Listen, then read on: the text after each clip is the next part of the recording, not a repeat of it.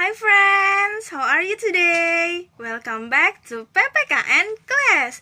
This is Miss Gaby and today we are going to learn about makna bersatu dalam keberagaman. Please pay attention.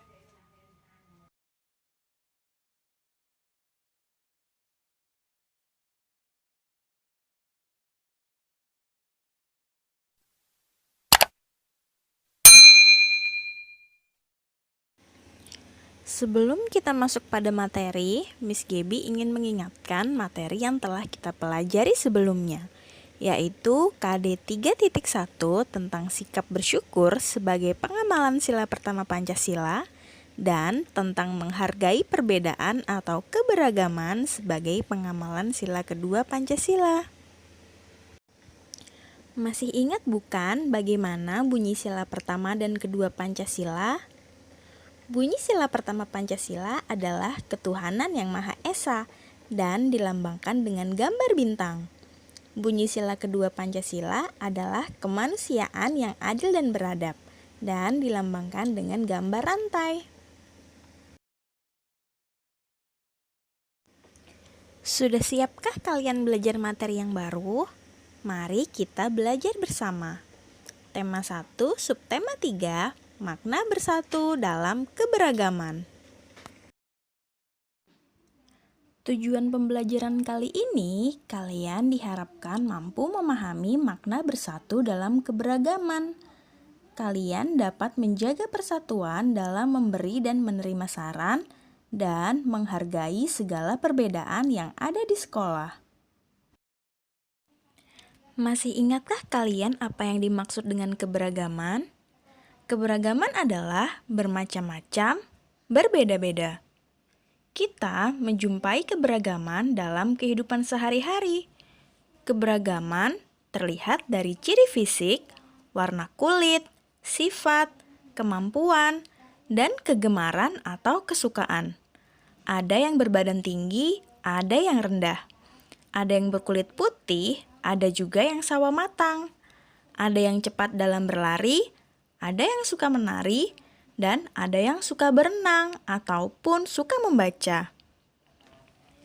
Kita harus mensyukuri dan menghargai keberagaman yang ada, karena keberagaman tersebut tidak boleh menjadi penghalang bagi kita untuk tetap bersatu. Kita harus menjaga persatuan dan kesatuan dalam kehidupan sehari-hari. Tapi, bagaimana caranya? Caranya adalah kita harus hidup rukun dan menerapkan kerjasama yang baik. Hal tersebut dapat menciptakan tenggang rasa. Tenggang rasa adalah sikap mau memahami perasaan orang lain. Orang yang memiliki sikap tenggang rasa akan menjauhi sikap egois atau mau menang sendiri.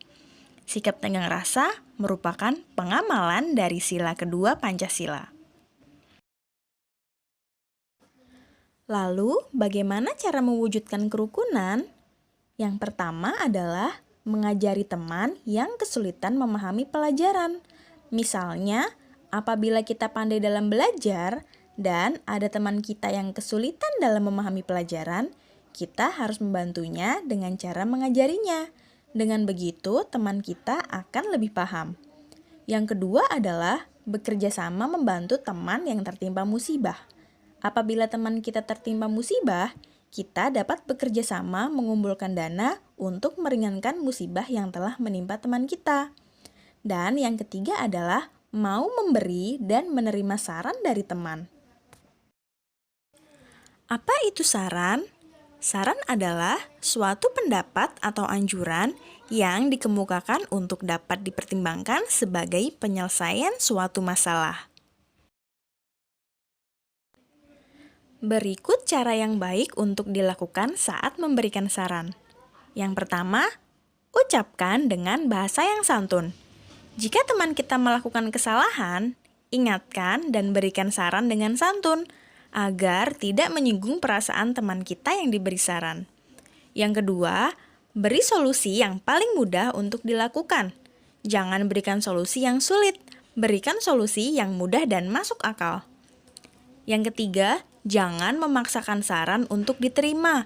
Setelah kita memberikan saran kepada teman kita tidak boleh memaksa mereka untuk menggunakan saran yang kita berikan. Berilah kebebasan kepada teman kita untuk memutuskan saran apa yang akan ia terima. Meski begitu, kita tetap berkewajiban untuk mengingatkan apabila teman kita melakukan kesalahan. Yang keempat, angkat tangan sebelum menyampaikan saran. Apabila kita sedang berdiskusi di kelas atau sedang berada di sebuah forum, jangan lupa untuk mengangkat tangan kita terlebih dahulu sebelum memberikan saran. Yang kelima, tidak memotong pembicaraan orang lain. Ketika masih ada seseorang yang berbicara, tunggu sampai orang tersebut menyelesaikan pendapatnya. Memberikan saran juga termasuk dalam pengamalan sila kedua Pancasila. Memberikan saran dapat kita lakukan saat di ruang kelas, saat bermain dengan teman sekolah atau teman kita di rumah. Memberikan saran juga bisa kita lakukan secara lisan maupun tulisan. Lalu bagaimana jika kita menerima saran dari orang lain? Yang harus kita lakukan saat menerima saran dari orang lain adalah mengucapkan terima kasih. Saat kita melakukan kesalahan dan kita diingatkan oleh teman atau seseorang, ucapkanlah terima kasih. Selanjutnya, kita harus memperbaiki kesalahan kita tersebut. Kita tidak boleh marah apabila ada teman yang memberikan saran kepada kita. Kemudian, lakukanlah saran dari teman kita apabila saran dari teman tersebut baik. Itulah pembelajaran kita hari ini. Apakah kalian sudah cukup mengerti? Nah, hari ini kalian akan mempraktikkan cara memberikan saran yang baik. Bukalah buku bupenamu halaman 73. Ada sebuah teks tentang Dedi dan teman-temannya. Tugas kalian adalah memberikan saran untuk Dedi dan teman-temannya. Gunakanlah bahasa yang santun dalam menyampaikan pesan. Jangan lupa juga untuk memberikan alasan atas saran kalian dan berikanlah solusi untuk mereka. Buat dalam minimal 5 kalimat dan maksimal 8 kalimat ya. Kalian boleh membuat tugas tersebut dengan menuliskannya pada buku tulis kalian ataupun diketik di Microsoft Word. Setelah selesai, upload tugasmu di Google Classroom PPKN. Kumpulkan tugas kalian sebelum hari Jumat tanggal 7 Agustus 2020. Baiklah, Miss Gaby akhiri pembelajaran kita hari ini. Semoga apa yang kita pelajari bermanfaat untuk kita semua. Tetap semangat, stay safe, stay happy, stay healthy. Sampai jumpa di pembelajaran kita selanjutnya.